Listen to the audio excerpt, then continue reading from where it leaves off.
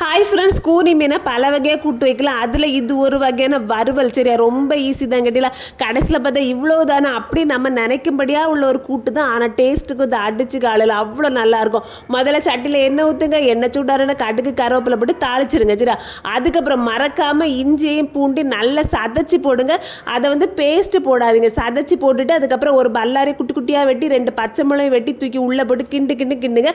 அதுக்கப்புறம் கொஞ்சோண்டு உப்பு போடுங்க, அந்த உள்ளி வதங்குறதுக்காக போட்டுட்டு அப்புறம் நம்ம கூனி மீனை தண்ணி இல்லாமல் வடிகட்டி நல்லா கழுவி வச்சுக்கிடணும். அதை தூக்கி போட்டுட்டு ஒரு 1/4 ஸ்பூன் மஞ்சள் பொடி, ஒரு 3/4 ஸ்பூன் வத்தல் பொடி போடுங்க. போட்டுட்டு நல்லா போட்டு கிண்டுங்க.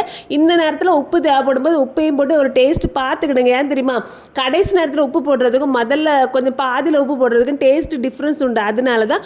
அதுக்கப்புறம் நம்ம நல்லா போட்டு கிண்டணும். இந்த வறுவலை நீங்கள் கிண்டணும் பார்த்துருங்க. அது ஒத்தியாக உதிரியாக வரது வரைக்கும் கிண்டிட்டு எடுத்து வாயில் போட்டு டேஸ்ட்டு பார்த்துட்டு எல்லாருக்கும் கொடுங்க. அவ்வளோதான்.